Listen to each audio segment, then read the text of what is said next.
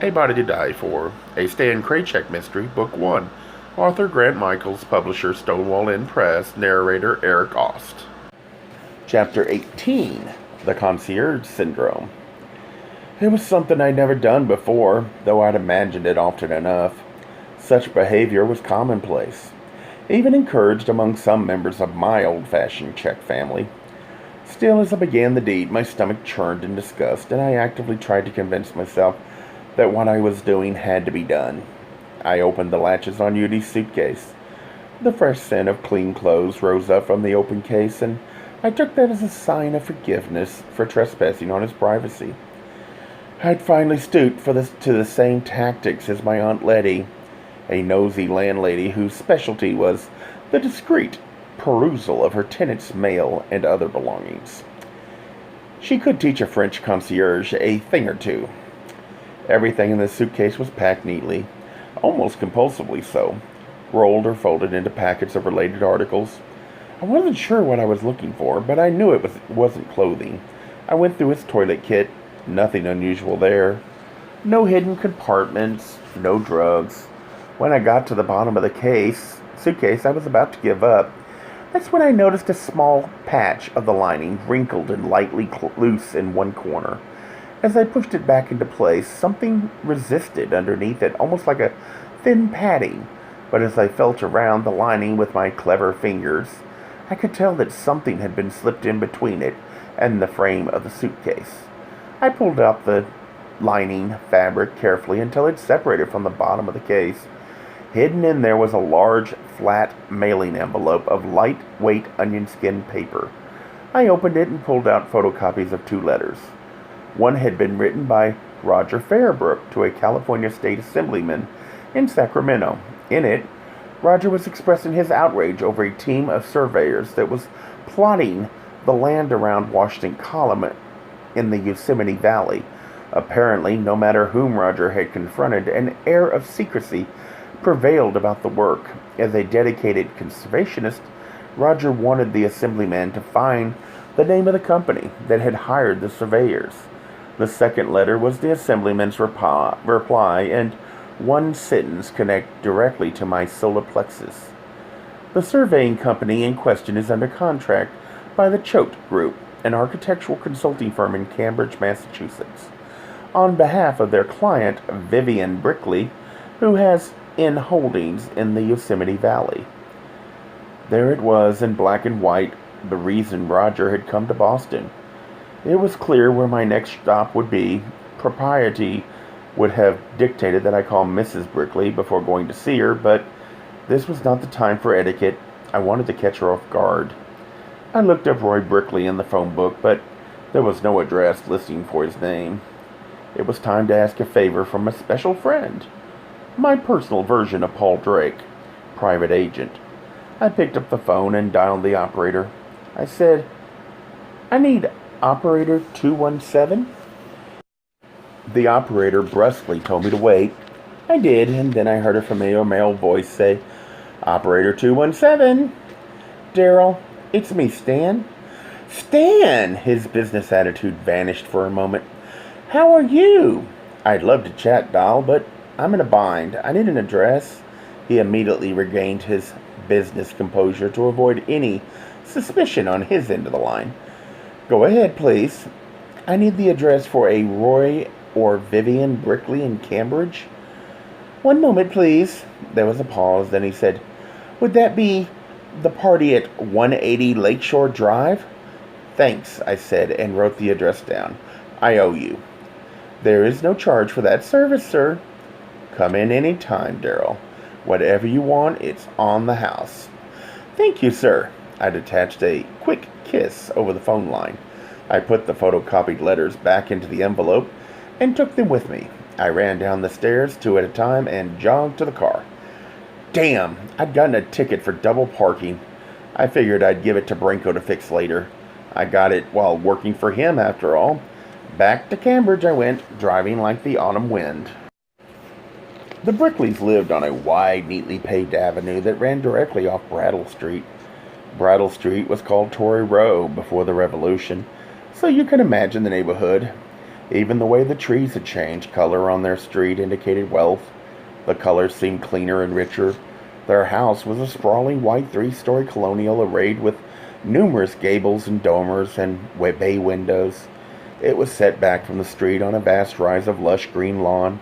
For grass to be that green in October in Boston meant the Brickleys had a private gardener and an astronomical water bill. I parked on the street, even though the sign said permit parking only. I walked purposefully to the front door and rang the bell. Soon a young man with smooth olive skin and dark curly hair came to the door. He could have been Branco's baby brother. He wore a white chef's apron over his starched white shirt. I said, "I'd like to see Mrs. Brickley." He replied with a heavy accent, "She's not home." "When will she return?" When home?" I tapped the face of my watch. He nodded energetically and smiled with big white teeth. "Ah, see. 1 o'clock," he said, proud of his mastery of English. I looked at my watch. It was 12:30. "Thanks. I'll be back." "Your name?" I waved my hand and shook my head no. "It's a surprise." He looked confused. I repeated, "Surprise?" and put my finger up against my lips to signal him not to say anything. "Ah, see," he said. "Surprise." "Right." I went back to the car and turned on the radio while I waited for Miss Brickley to return. Less than half an hour passed when a sleek blue Lincoln sedan glided down the street and turned into the Brickleys' driveway. The paint job glistened like a polished sapphire. I recognized Mrs. Brickley by the silhouette of her hair. I jumped out of my car and greeted her in the driveway. "Hello, Mrs. Brickley." She was startled for a moment. "Who's that?" "It's me, Vanos, from the hair salon." "Oh," she said with a polite smile. "What are you doing here?" "I wanted to check on your hair. Your husband said you felt something wasn't quite right with your hairstyle." "Who said that?" She seemed nervous and confused, and I wondered now if Vivian Brickley's behavior was just an act, as Nicole had insisted. "Your husband told me, Mrs. Brickley. He said you had called the salon about it." "Did he?" She chuckled nervously. "Young man, I'm delighted with your work. If I'd called at all, it would only be to thank you again." Saying the next words caused a twinge of guilt, but after pawing through Judy's things, I'd been primed for deceit. Aunt Letty would have been proud. "Mrs. Brickley, I want to express my sympathy over Calvin's accident. It must have been a horrible blow to you." She turned her head sharply toward me and spoke with a hardened voice. "Surely it was no accident. I'm certain that dancer friend of his was involved in some way. I hope he's caught and has to pay. Now, if you'll excuse me, I'll get Dario to help me with these things." I stepped right up to the car and reached inside for the bundles. "Let me help you carry them in," I said, grabbing them all up in my arms. "It's all right," she said brusquely and tried to pull the bags from me. "Dario will get them." "It's no problem, Mrs. Brickley. I can do it." I held firmly onto the bags. We were about to engage in a tug-of-war with her groceries. Her eyes flickered nervously and her lips tightened. "Oh, all right," she said curtly, "if you insist," and she let the bags go. She rang the bell and Dario opened the door and let us in.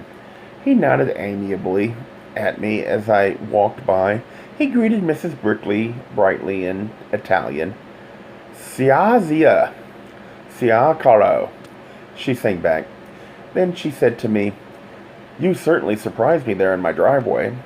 I'm sorry if I alarmed you. I was in Cambridge already, talking with your husband when he mentioned your hair. I thought I'd gone by and see you directly, rather than over the phone. I hope I haven't intruded." "Not at all," she said coolly. "If I seem bothered, it's only because we've had trouble recently with strange men in the neighborhood.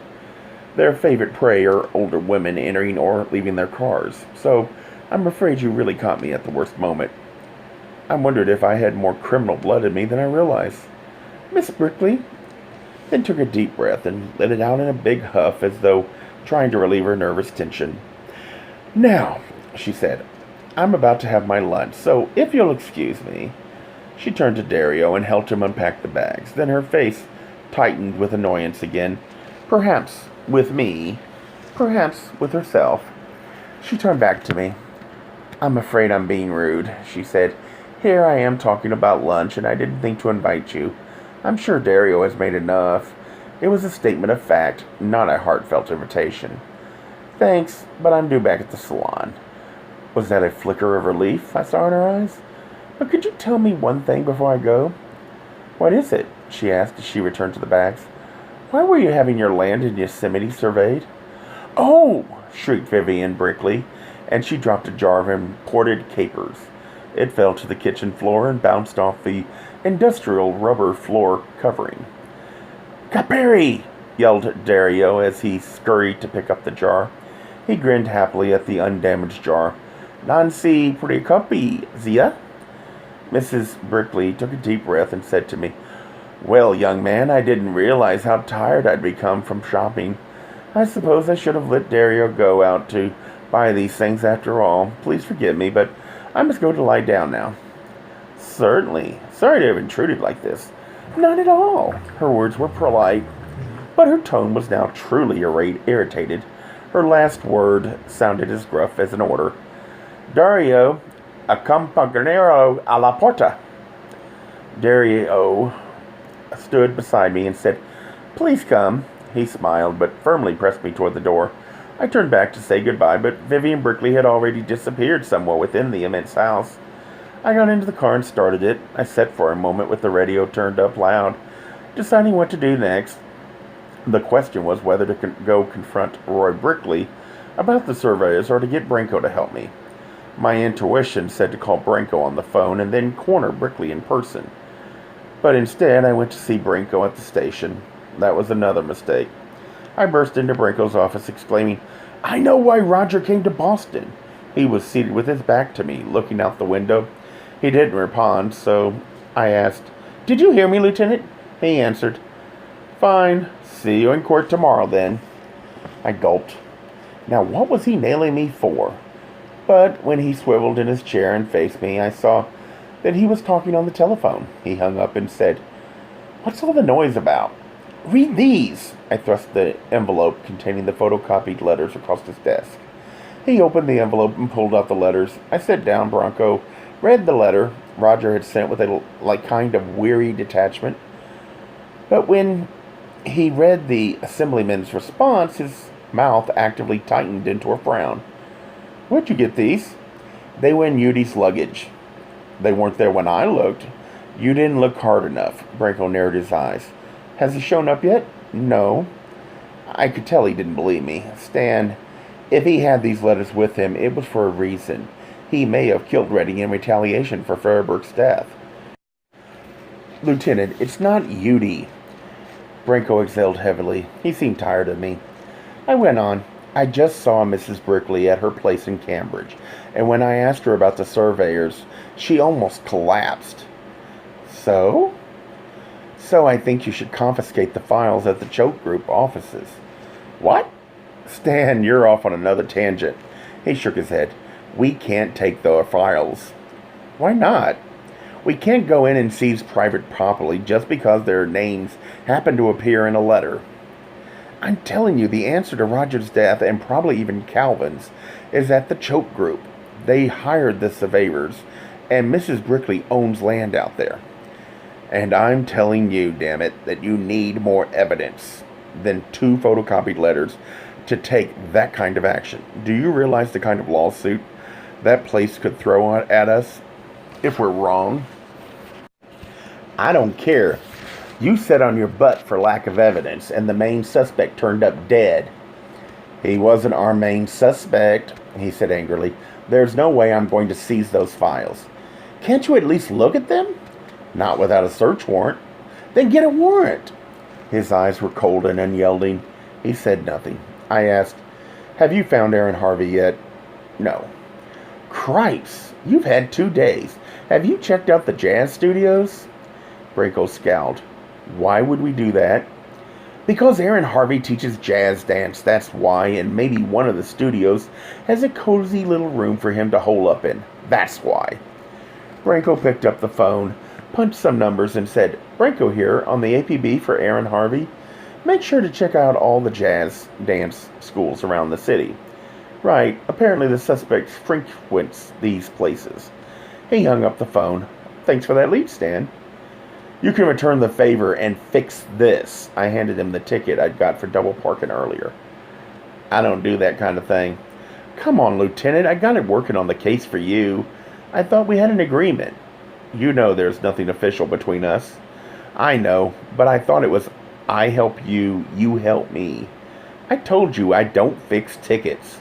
He was obviously annoyed. Maybe it was the ideal of fixing a ticket, or maybe it was his own guilt for not holding to his end of the bargain. I wondered which is worse, Mr. Vito Branco bending the law, or breaking a gentleman's agreement. What a little pal you are, I said, like Ingrid Bergman to Cary Grant. If you won't fix the ticket, then will you at least get those files from the Choate group? Branco banged the desk and stood up. I can see I'm wasting my breath on you today. He leaned toward me and put his face inches from mine. The matter is closed. Closed for you, maybe. I stood up and went toward the door, then looked back at him. You know, Lieutenant, in the beginning, I hoped you'd be different. But now I see why we don't get along. You're just another tight-assed cop. And you're just a goddamn hairdresser. Go back where you belong. I left the station, stomping my feet and slamming every door I went through. I wanted to drink badly, and I knew a place near the station, a chick club called Denial, right on Berkeley Street. At this hour, it was almost empty. I sat at the bar and ordered a double beefeater up with a twist. The handsome bartender brought my drink, and I quickly took a big gulp. Looks like you needed that, he said. I nodded. That's not all I need. The bartender winked as though sympathetic to my plight. I wished I'd smoked. It was another one of those perfect moments for a cigarette. A few minutes and a few gulps later, the gin was kicking in. That's exactly when a stranger appeared in the doorway to the bar. He peered into the darkness of the room, squinting his eyes and trying to focus. Hey, Boston, he yelled.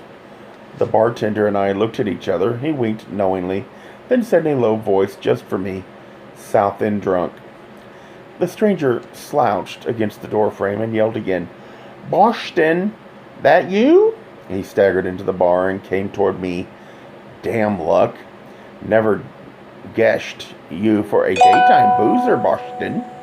His voice was disturbingly familiar and disturbingly slurred, but I recognized the abbreviated sentence structure as he approached me. I saw that I'd guessed right, Wacky Jackie. What the hell are you doing here? I asked. Business. In Boston? What? Can't do business in Boston? Their law? No, I said, but you've got the school back west and the rocks back west. What kind of business would bring you all the way cross country to Boston? Lots of things, he said, and settled himself on the bar stool next to me. I signaled the bartender and ordered a beer for Jack and another drink for myself. He brought them quickly. Thanks, Wacky Jackie said to me. My pleasure, Jack.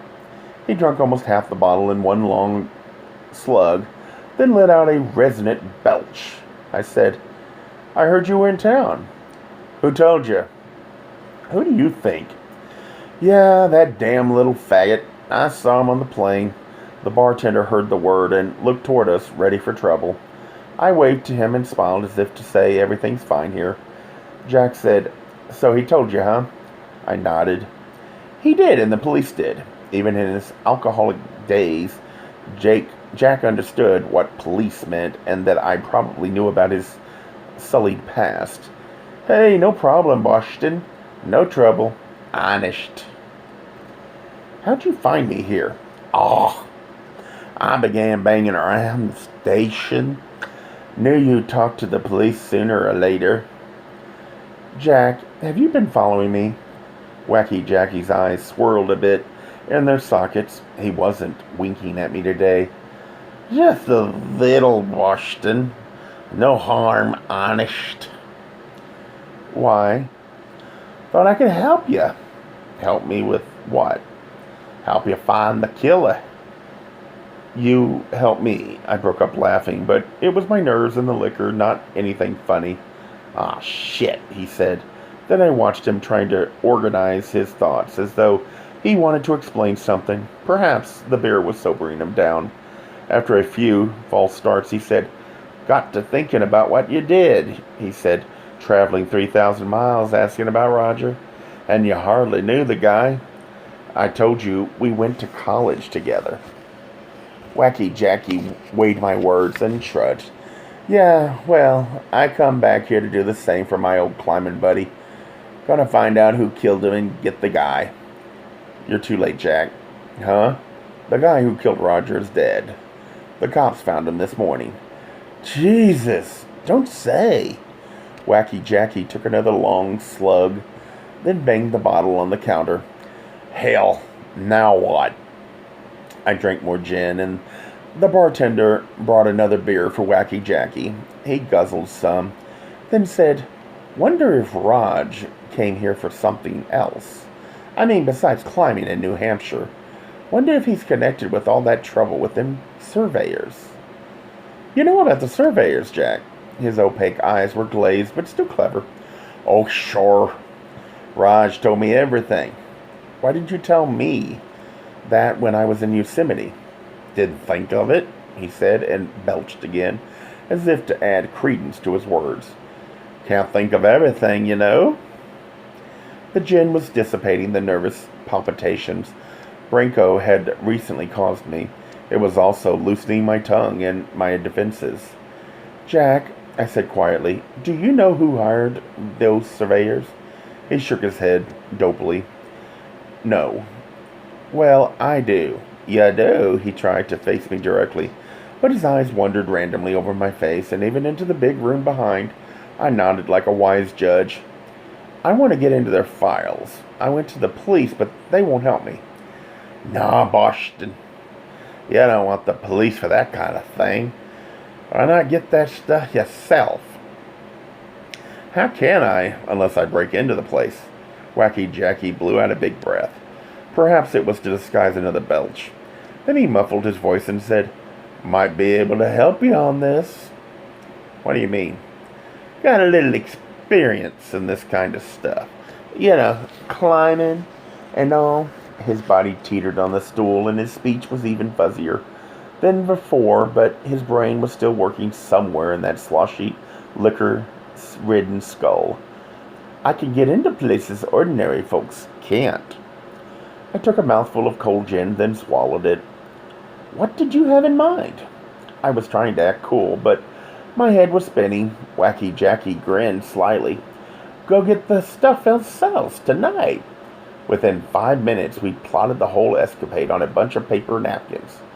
But escapade is exactly what I figured it was, a caprice, an inebriated exercising of wits, not to be considered seriously.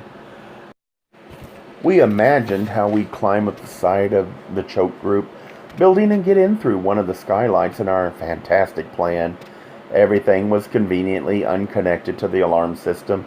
The whole scheme looked good, scrawled on paper napkins, but I had no intention of enacting it. Not until Wacky Jackie put out his big paw of a hand and said, "Is it a deal, partner?" A long moment passed where we looked into each other's blurry eyes. Was he crazy? Was he serious? Could I trust this man? Of course not. I barely knew him. I'd only climbed once with him, and that was bizarre enough. On the other hand, Branco seemed to be waiting for some deus ex machina to descend and solve the case, incurring nary a split nail. Leave it to me to meet an ethical cop who played by the rules. So what choices did I have? "Any port in a storm," I muttered under my breath. "Huh?" said Wacky Jackie, his hand still stretching toward me and wavering in the air. So what if the guy had been charged with manslaughter? Most people have some kind of demon in their past. I put out my hand and we shook. "It's a deal," I said. We arranged to meet in Harvard Square that night. Then I got up and wobbled proudly out of denial, feeling like a real man, euphoric that I was finally taking control of my life, even if it was as a criminal. The world looks brighter, thinking seems clearer, and actions appear braver with gin in the blood. A Gay Mysteries audiobooks. I think it is easy to hate a label, but a face humanizes the word. So this effort is twofold: to offer comfort to those like myself that your world didn't end because you don't fit into the view of acceptable society on both sides, and in hopes of helping those with family that are LGBTQ, that it doesn't mean we are aliens from the child they once knew.